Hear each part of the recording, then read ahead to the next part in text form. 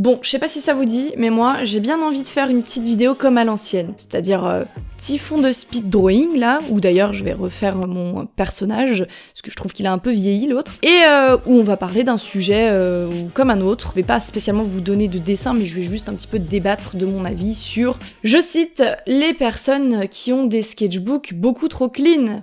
Alors, je suis extrêmement mal placée pour parler de ça.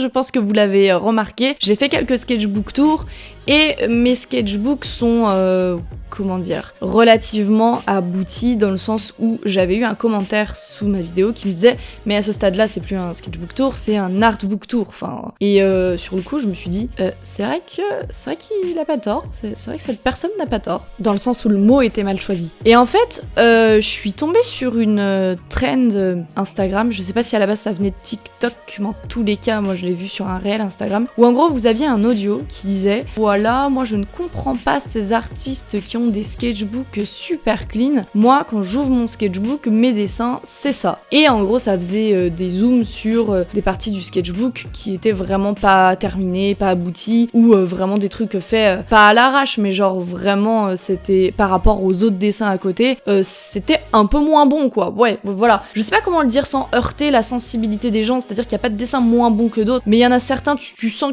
qu'il y a eu un peu moins d'efforts ou moins de choses faites dedans quoi. Et donc par rapport à ça, en fait, j'ai vu donc des personnes qui disent ah pareil c'est pour moi, ouais j'arrive pas à comprendre comment ils font ces gens pour avoir des sketchbooks super clean. Et est-ce que j'y ai vu presque une forme de haine? Peut-être, parce que du coup j'avais vraiment l'impression que ces gens-là disaient en quelque sorte que les gens qui ont des sketchbooks très clean mentaient un peu, c'est-à-dire que bah voilà, genre, ils ont un sketchbook, il est super clean, mais où sont les dessins ratés? Genre, est-ce que c'est pas une sorte de mensonge de dire que l'artiste fait que des dessins qui sont réussis, que des dessins qui sont beaux? Eh bien, oui et non.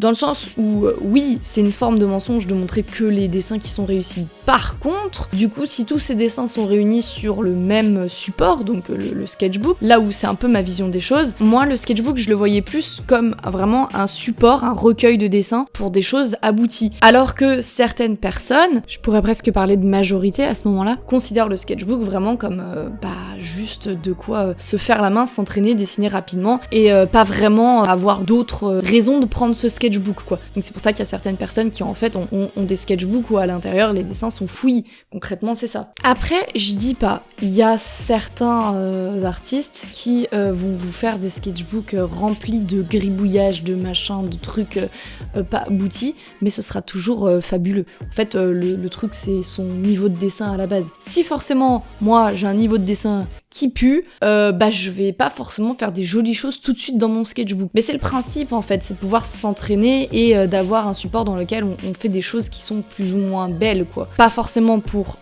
améliorer l'esthétisme, mais juste pour avoir un support sur lequel on peut se lâcher et faire ce qu'on veut. Et c'est je pense aussi un peu libérateur parce que contrairement du coup donc dans ce cas à moi, mon sketchbook me servait pas du tout à expérimenter pas des nouvelles choses, mais genre à expérimenter, laisser libre cours à mon imagination. C'était genre, je réfléchissais en amont sur une autre feuille, sur un autre support, je mettais mon idée au clair, et ensuite je la transvasais sur mon sketchbook en fait, et je faisais le dessin abouti dessus. Pour ma part, ça me dérange pas du tout de voir en fait des artistes avec des sketchbooks super beaux, parce que voilà, comme je vous ai dit, ma vision des choses est un peu différente par rapport au sketchbook, mais je peux comprendre que ça agace certaines personnes de n'avoir que ce côté mon dessin est magnifique, mes dessins sont fabuleux, regardez, je ne montre que ce qui est beau, et voilà, d'avoir ce côté mensonge quoi. Je comprends que ça puisse énerver certaines personnes. Après, là où je pense que ça énerve, c'est aussi parce qu'il y a une forme de jalousie, on va pas se mentir. Le sketchbook qui est fait que vraiment pour gribouiller et mettre ses idées en place, c'est pas censé être un sketchbook qui est beau. Et donc je pense que ces personnes-là confondent les deux visions des choses avec justement celles qui ont la même vision que moi. En gros, elles disent mais non, c'est pas possible. Enfin, je veux dire, à un moment donné, faut arrêter. On dessine tous à des moments comme de la merde. Et je pense qu'en fait, vu que c'est pas du tout le même concept, il y a une forme de jalousie, de se dire bah non, c'est pas possible, à un moment donné, faut arrêter de cacher les mauvais dessins, quoi. On fait tous des mauvais dessins, et comme cette personne voit que non, il n'y a pas de mauvais dessin dedans, entre guillemets, et bah ça peut quelque peu énerver, et créer une forme de sensation d'injustice, en fait. Je pense qu'après, il faut pas avoir le mal de partout non plus, il y a beaucoup de gens qui ont fait cette trend en étant amusés, parce que finalement, ils se sont reconnus, ils se sont dit oui, c'est vrai, tout ce qu'on voit, c'est toujours très très beau. Bah moi, finalement, bof, hein, mais ils s'en amusent, mais c'est genre de l'autocritique, ou enfin voilà, c'est de l'humour. Il n'y a pas forcément de la jalousie ou quoi que ce soit. Je pense que dans la trend, il y a les deux, mais bon, après, je pense qu'à la base, la trend est partie de ça, et que ensuite les gens se sont amusés du concept. Donc je disais que personnellement ça ne me gênait pas de voir des artistes avec des sketchbooks vraiment finis, parce que à côté de ça, je sais qu'ils ont d'autres sketchbooks qui sont vraiment dignes de leur nom, quoi, de sketchbook, quoi. C'est-à-dire avec des dessins gribouillés dedans, tout ça. Mais dites-vous que pour certaines personnes, le sketchbook, c'est pas du tout le lieu où s'entraîner, alors que ça devrait l'être, mais c'est pas du tout le lieu où s'entraîner, c'est plutôt un recueil. Par exemple, moi je dessine beaucoup sur tablette, et c'est plutôt sur tablette que je vais venir m'entraîner, en fait. Je me dis bah je peux faire un machine arrière, machine avant, peu importe. Donc c'est sur tablette que je m'entraîne. Et là où c'est dommage dans un sens, c'est qu'il n'y a pas forcément de traces de ces entraînements. Parce que bah du coup c'est pas perdu dans le néant, mais presque, avec les outils numériques, les outils informatiques. Enfin, ma vision des choses, c'est quand j'appose quelque chose sur le papier avec une technique au traditionnel, c'est plus précieux entre guillemets que juste mon fichier JPG, alors que on est d'accord que c'est pas du tout le même travail, enfin que c'est pas du tout la même façon de faire, mais en gros je me dis si je pose un truc sur papier, je veux que ce soit clean, quoi.